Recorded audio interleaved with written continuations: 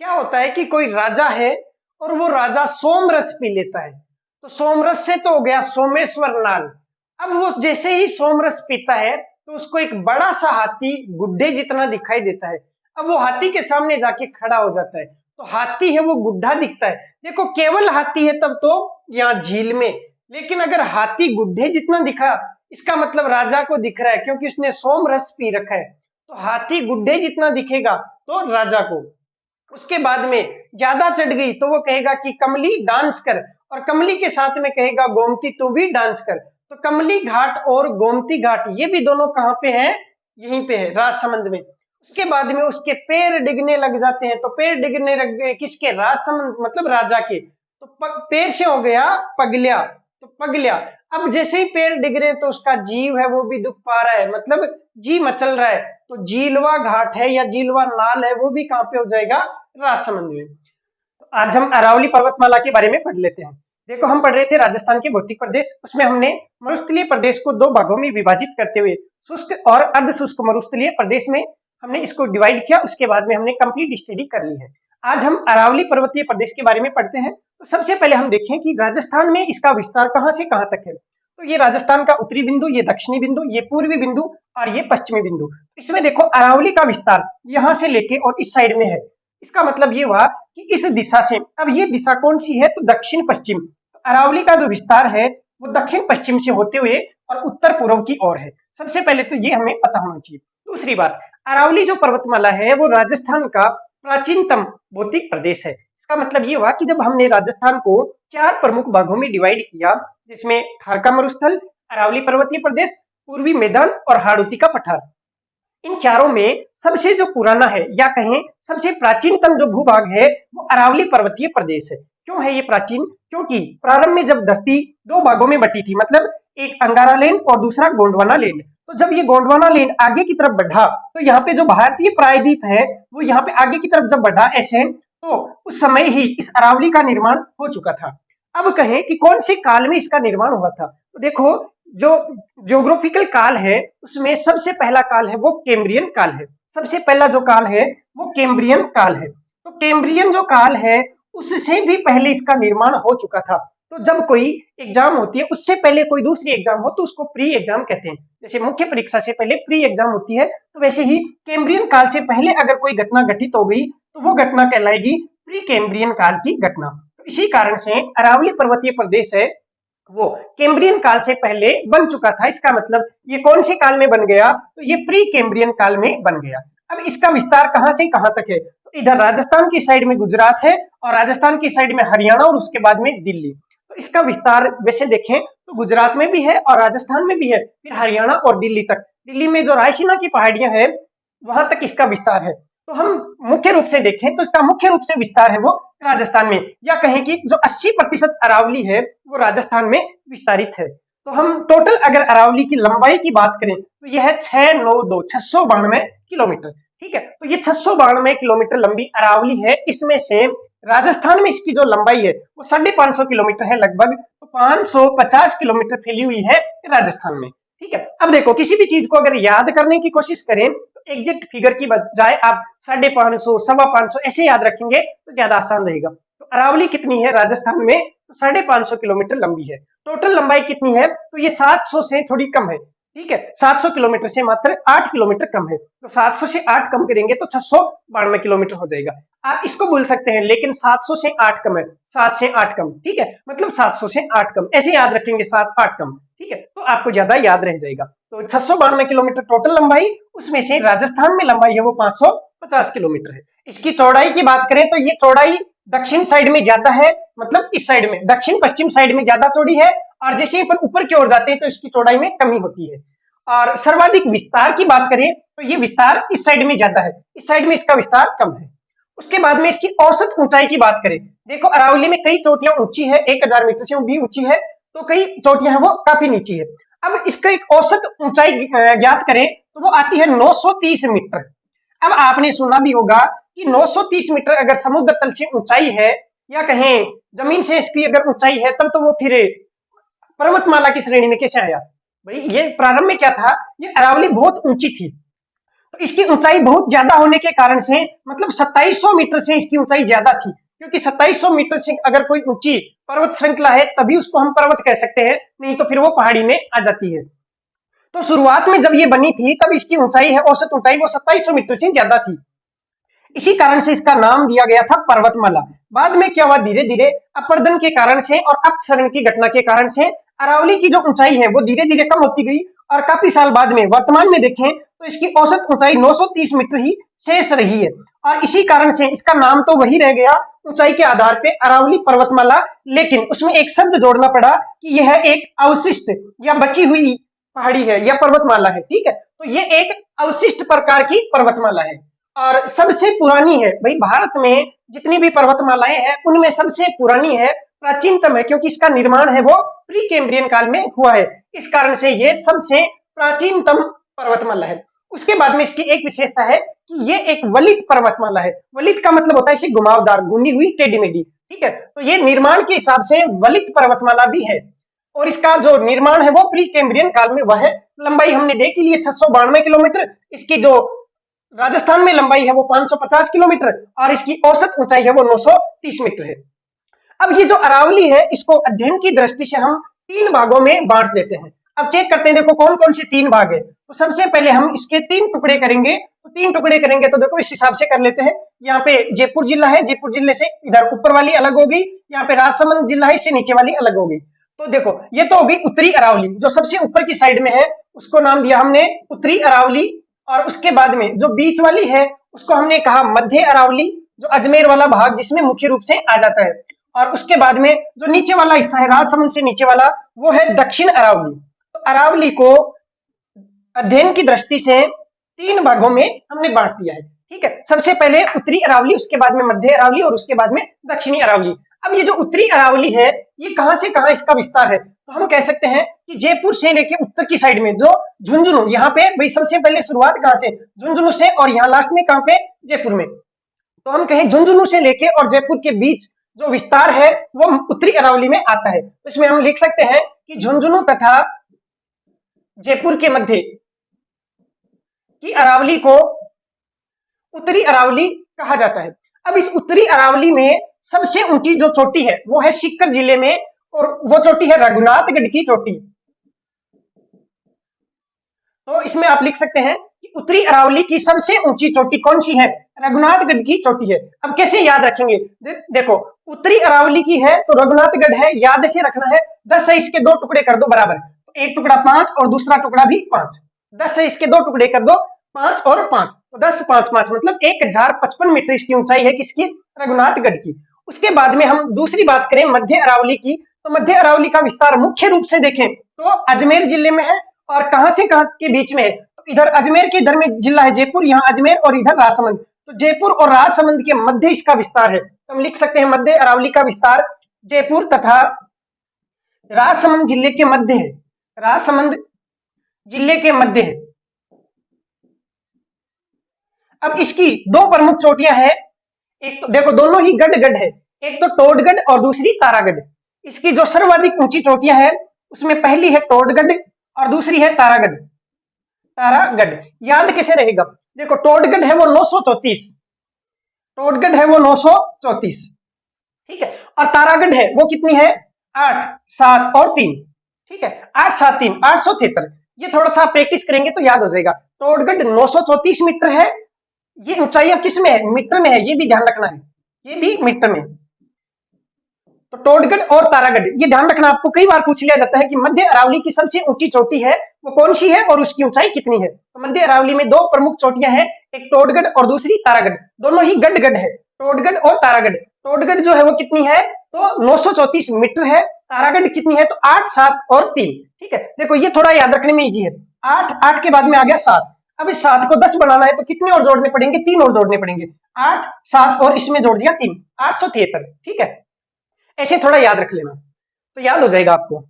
उसके बाद में है दक्षिणी अरावली। देखो दक्षिणी अरावली है उसका विस्तार कहां से कहां तक है, तो दक्षिणी अरावली का विस्तार राजसमंद से लेके और यहाँ लास्ट इधर देखें तो सिरोही तक है। तो राजसमंद से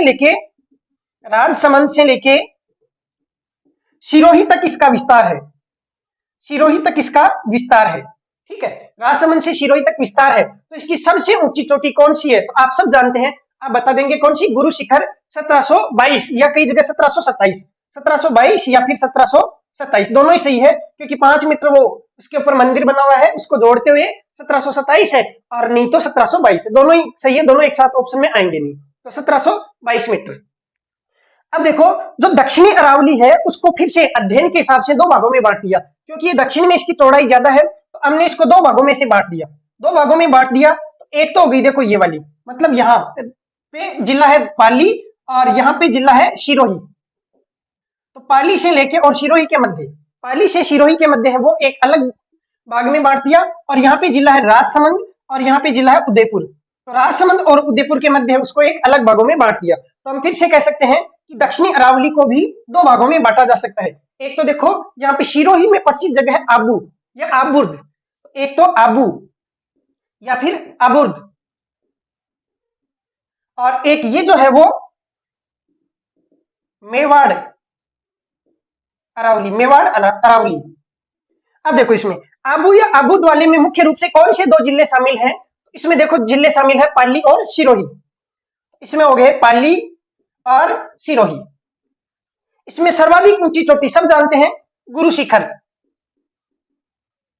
गुरु शिखर कितनी है? 1722 मीटर है। उसके बाद में मेवाड़ की जो अरावली है, इसमें कौन से 2 प्रमुख जिले हैं? तो इधर राजसमंद से लेके और उदयपुर, तो राजसमंद और उदयपुर।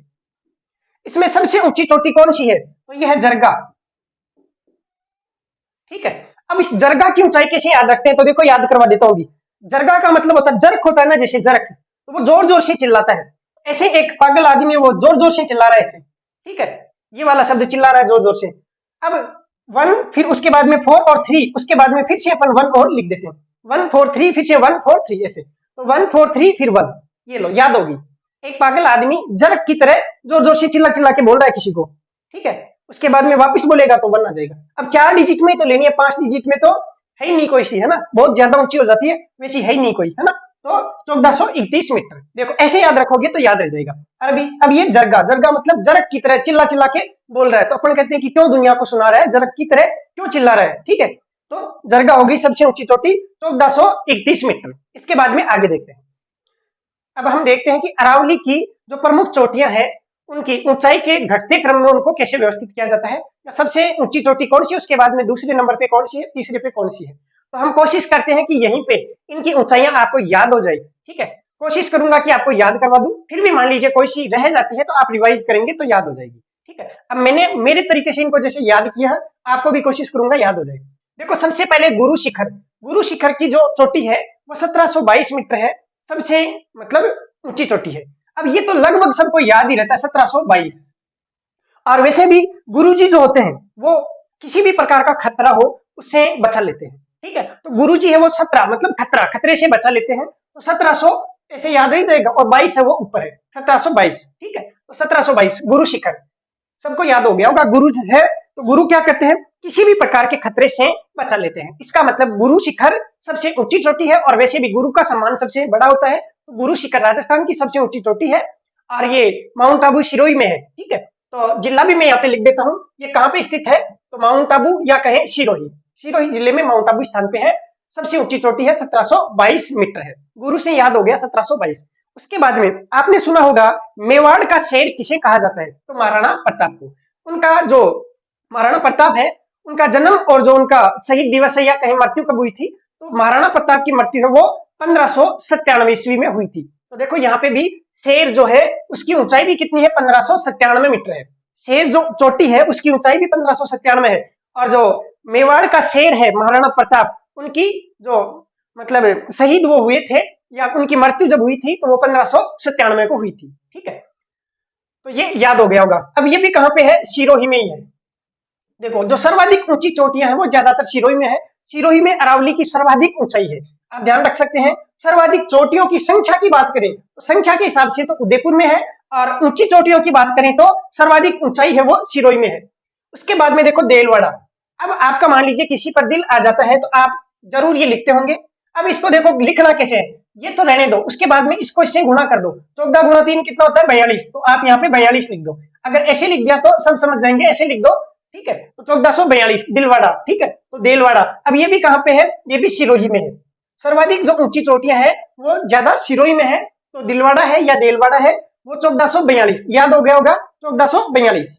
उसके बाद में है जरगा, ये मैंने आपको बता दिया, जरग की तरह चिल्ला चिल्ला के बोल रहा है ना, ऐसे फिर बोलेगा दोबारा, तो हमें 4 डिजिट लेनी है, तो 1431। अब ये कहाँ पे है, तो ये ध्यान रखना, थोड़ा सा अपवाद है, ये सिरोही में नहीं है, ये कहाँ पे है, उदयपुर में है। तो हम ये कह सकते हैं कि उदयपुर जिले की सबसे ऊंची चोटी कौन सी है, तो वो हो गई जरगा, याद हो गया होगा।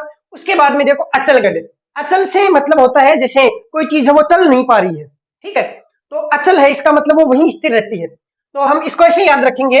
अभाज्य संख्या, देखो अभाज्य संख्या भी अचल होती है, मतलब चलती नहीं है या उसमें किसी का भाग नहीं जाता है, तो 13 एक अभाज्य संख्या है। आपको लगभग अंदाजा तो रखना पड़ेगा कि अचलगढ़ है वो 1300 मतलब 1200 1300 या 1400 इसी रेंज में है, अचल संख्या के रूप में है। तो एक अभाज्य संख्या होती है जैसे 2 3 5 7 9 11 13, तो वैसे ही 1300 और कुछ है। अब ये लिखा 13, उसके बाद में देखो इस 3 को 8 जैसा बना दो, इस 3 को इधर भी ऐसे 3 लिखूं उल्टा, तो ये 8, उसके बाद में ये देखो ऐसे याद रख लेना 1380 जीरो बना के, ठीक है, ऐसे 2-4 बार लिखोगे तो याद हो जाएगा, ठीक है। कई ऊंचाइयां वो डायरेक्ट याद रह जाती है, जैसे ये अचलगढ़ है वो 1380 दिमाग में फिट हो गया, तो ये याद रह जाएगा, इसके लिए कोई ट्रिक की जरूरत पड़ेगी नहीं। अचलगढ़ कहाँ पे है, तो ये भी देखो कहाँ पे हो सकता है अचलगढ़, आप खुद ही सोचो, सिरोही में सबसे ऊंची चोटियां है, आने दो सिरोही। उसके बाद में देखो कुंभलगढ़, अब ये तो आप सब जानते हैं कुंभलगढ़ कहाँ पे है, तो राजसमंद में ही होगा, क्योंकि इतिहास भी आप पढ़ रहे हैं, तो इतिहास में कुंभलगढ़ दुर्ग का या कहीं कुंभलगढ़ का बहुत ही बढ़िया मतलब उदाहरण आप पेश करते हैं महाराणा प्रताप के रूप में, और कुंभलगढ़ दुर्ग है वो बहुत ही ज्यादा मेवाड़ के लिए महत्वपूर्ण है, तो कुंभलगढ़ सबको याद ही होगा, राजसमंद में है। इसकी ऊंचाई ज्ञात करते हैं, देखो कुंभलगढ़ का मतलब है जैसे आपका कोई दोस्त है उसका नाम है कुंभा, जैसे महाराणा कुंभा है, आप उसको बोलते हैं कि चल कुंभा तू मुझे 12 का पहाड़ा सुना के दिखा, तो वो कहता है 12 एकम 12 12 दूना 24, आप वही लिख दो 12 एकम 12 12 दूना 24। देखो आपने कुंभा को, जो कुंभा था महाराणा कुंभा, उसको कहा कि भाई कुंभा तू मुझे 12 का पहाड़ा बोल के सुनाओ, तो उसने कहा 12 एकम 12 12 दूना 24, आपने लिख दिया 12 एकम 12 12 दूना 24, ऐसे याद हो गया। उसके बाद में रघुनाथगढ़, रघुनाथगढ़ है वो सीकर में है, अब सीकर में है तो उत्तरी अरावली की सबसे ऊंची चोटी है, और सीकर में क्या होती है जैसे पढ़ाई ज्यादा होती है, जैसे आईआईटी इनकी कोचिंग ज्यादा है, तो वहां पे 10 बराबर 5 प्लस 5 ऐसे, मतलब वो कैलकुलेशन करते रहते हैं 10 बराबर 5 प्लस 5, ठीक है, तो 10 5 5 ऐसे सीकर याद रह जाएगा रघुनाथगढ़। उसके बाद में है ऋषिकेश, देखो आप ऐसे सोच लो कि आपको ऋषिकेश जाके आना है, तो आपके पास में 1017 रुपए होने चाहिए, 1017 रुपए का टिकट है, ऐसे याद रख लो, आप जहां पे भी रह रहे हैं वहां से ऋषिकेश जाने का 1017 रुपए का टिकट है, इसको डायरेक्ट याद कर लो। अब ऋषिकेश है तो ये मतलब सुनने में ऐसा लग रहा है कि कोई पर्यटन वाली जगह होगी या शानदार ऐसी जगह होगी जो पहाड़ियों पे होगी, तो राजस्थान में सबसे बढ़िया जो पैलेस है वो सिरोही है, इसका मतलब घूमने के हिसाब से सिरोही में है, तो ये वास्तव में भी कहाँ पे है, सिरोही ही इसी जिले में है, तो ऋषिकेश याद हो गया होगा 1017। उसके बाद में है कमलनाथ, देखो कमल का जो फूल होता है उसमें एक पंखुड़ी इधर होती है एक पंखुड़ी इधर होती है, उसके बाद में बीच में ऐसे कुछ होता है, तो यहाँ पे देखो एक है, उसके बाद में लास्ट में भी एक है, बीच में ये 2, तो ये 1001 मतलब 1001, तो कमलनाथ की ऊंचाई है वो 1001 है। अब ये कहां पे है, तो कमलनाथ है उदयपुर में, ठीक है। अब कमल कहाँ खिलते हैं, कमल खिलते हैं जहां झीलें होती है या जहां कीचड़ होता है, तो झीलें सर्वाधिक कहां पे है, उदयपुर में है, इसका मतलब कमलनाथ भी कहां होगा, उदयपुर में होगा। कमल का फूल कहां खिलेगा, उदयपुर में खिलेगा। उसके बाद में सज्जनगढ़ और टोटगढ़, इसको एक साथ में याद करते हैं, देखो एक जो सज्जन व्यक्ति है उसको नंबर ज्यादा मिलते हैं, उसको अपन डबल डबल मतलब नंबर देते हैं, और जो टोटगढ़ है टोड की तरह है, इसका मतलब उसको नंबरिंग कम देंगे। अब हमने टोटगढ़ याद कर रखा है 934, तो ये जो टोटगढ़ है वो अजमेर में है और 934 इसकी ऊंचाई है। अब देखो ये जो लास्ट वाला 4 है इसको दुगुना कर दो, डबल नंबरिंग दे दो, ठीक है, तो इस 4 को डबल करेंगे तो 8, तो 938। अब ये सज्जनगढ़ कहां पे है, तो ये है उदयपुर में। अब टोटगढ़ का एक नाम और है गोरमजी या फिर मोरमजी, गोरमजी घाट कह दो या मोरमजी कह दो, या फिर ये जो टोटगढ़ है वो एक ही बात है, गोरमजी की चोटी कह दो चाहे टोटगढ़ की चोटी कह दो चाहे मोरमजी की चोटी कह दो, एक ही बात है, 934 इसकी ऊंचाई है और ये अजमेर में स्थित है, ठीक है। उसके बाद में है खो, ठीक है, देखो आपका कोई दोस्त है उसका नाम है विनोद, ठीक है, आपने उस विनोद के साथ में आप खो खेल रहे हैं, ठीक है, खो खो है वो खेल रहे हैं। अब ये जो खो खो खेल रहे हैं तो आप उस विनोद को देखो वी नो और द विनोदो, ठीक है, तो आप ऐसे याद रख लो, वी को उठा दो और ये नोदो जो है इसको याद रख लो। तो 920।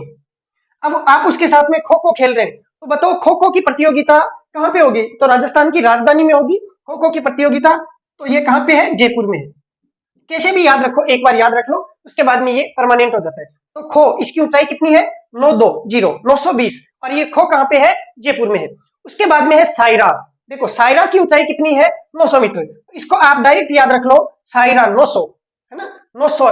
देखो कोई आदमी शायरी ही शायरी कह रहा है, मतलब बार बार आपको शायरियां शायरियां सुना रहा है, तो आप सो नहीं पा रहे, मतलब 900 सो नहीं पा रहे, तो 900, ठीक है। वो आपको कह रहा है कि नो नहीं, सो मत मेरी शायरी सुन, ठीक है। तो 900, तो शायरा से याद हो गया 900। उसके बाद में है तारागढ़। देखो तारागढ़ है, उसको याद रखो 873, 873, ये डायरेक्ट याद रख लो। अब टोटगढ़ और तारागढ़ ये दोनों कहाँ है? अजमेर में, तो ये हो गया अजमेर में। उसके बाद में है बिलाली। देखो बिलाल, एक होता है ना डॉक्टर बी लाल पेथले, तो वो 800 रुपए लेता है वैसे तो, ठीक है। सोनोग्राफी के लिए प्रसिद्ध है डॉक्टर बी लाल पेथलेब, या डॉक्टर डी लाल, या बी लाल लेब, ठीक है। तो ये जो बिलाल है, उसने ऑफर दे रखा है कि अभी जो सोनोग्राफी कराएगा उसको 25 रुपए का जूस भी साथ में पिलाया जाएगा, ठीक है। 800 रुपए आपने दिए, उसमें से 25 रुपए वो आपको वापस दे देगा कि लो भाई 25 रुपए कम कर दिए, आप इसका जूस पी लो। तो 25 रुपए उसने कम कर दिए 800 में से, तो 850 ही लिए। अब आपको है ना 775 याद नहीं रखना है, 850 याद रखना है। 25 रुपए डिस्काउंट है बिलाल वाली पेथलेब में या बिलाल वाली सोनोग्राफी में। तो 800 में से 25 कम किया तो 775, याद हो गया होगा बिलाल। अब ये जो बिलाल है वो कहां पे है? अलवर में है, अलवर। उसके बाद में देखो रोजा बाकर। रोजा बाकर, अब जो व्यक्ति रोजा करता है वो शाम को सूरज छिपने के बाद में खाना खा सकता है, दिन में पूरे दिन में वो खाना नहीं खा सकता है। वो रोजा खोलेगा शाम को। अब शाम को सूरज कब छिपता है? तो 7:30 बजे, क्योंकि गर्मियों के टाइम में 7:30 बजे सूरज छिपता है। तो 7:30, 7:30 का मतलब 7:30।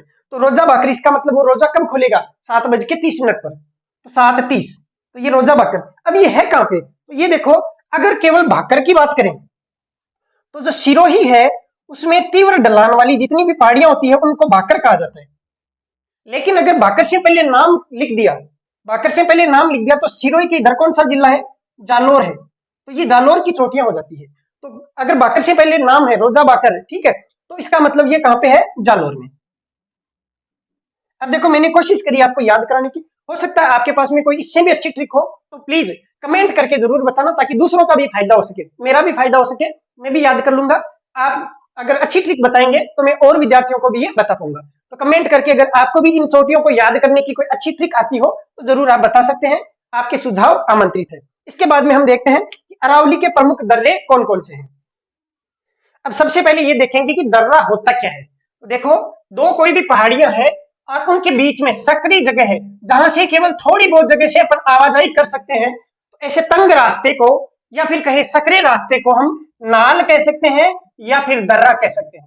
तो दर्रा या नाल किसे कहा जाता है? तो दो पहाड़ियों के मध्य के तंग रास्ते को या सकरे रास्ते को नाल या फिर दर्रा कहा जा सकता है। तो सबसे ज्यादा ये जो दर्रे हैं वो कौन से जिले में है? तो संख्या में बात करें तो राजसमंद जिले में सबसे ज्यादा दर्रे पाए जाते हैं, ठीक है। अब देखते हैं हम कि ये जो अरावली के प्रमुख 4 जिले हैं इनमें दर्रे पाए जाते हैं। एक तो अजमेर में, एक यहाँ पे पाली में, और ये कौन सा जिला है? तिलक जैसी आकृति वाला जिला कौन सा है? तो ये राजसमंद, और यहाँ पे जो सीमावर्ती जिला है वो उदयपुर, ठीक है। तो इन 4 जिलों में प्रमुख जो दर्रे हैं वो पाए जाते हैं।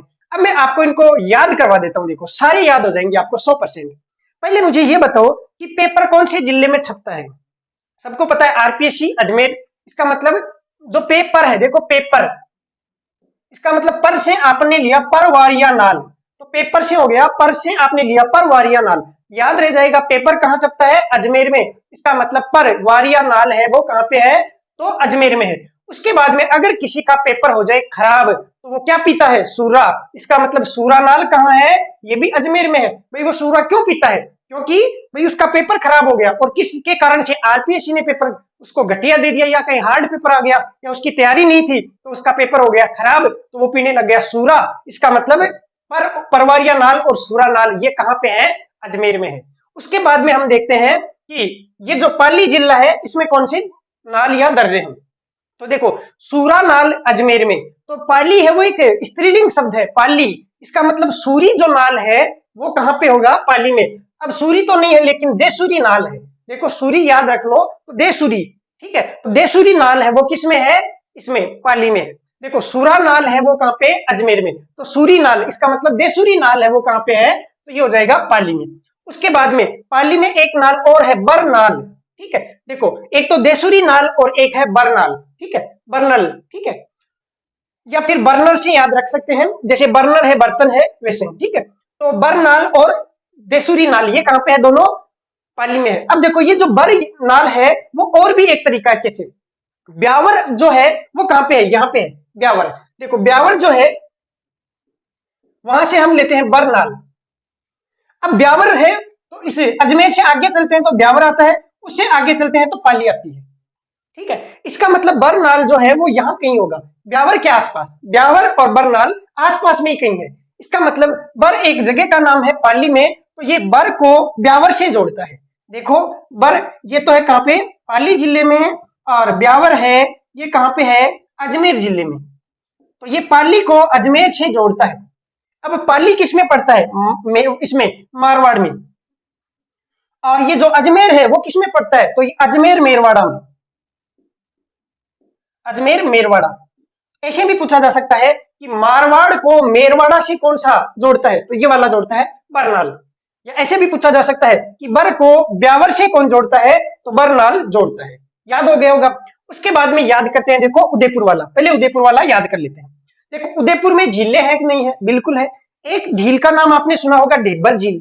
उदयपुर में झील है, उसको ढेबर झील भी कहा जाता है। कमेंट बॉक्स में आप कमेंट करके बताएंगे कि उदयपुर की कौन सी झील को ढेबर झील कहा जाता है, ठीक है। कमेंट बॉक्स में कमेंट करके बताएंगे। जिनको नहीं पता है वो गूगल पे सर्च करेंगे, क्योंकि कई बार गूगल पे सर्च करने से चीजें आपको याद रह जाती है। तो कौन सी झील को ढेबर झील के नाम से पुकारा जाता है, कमेंट बॉक्स में कमेंट करके बताएं।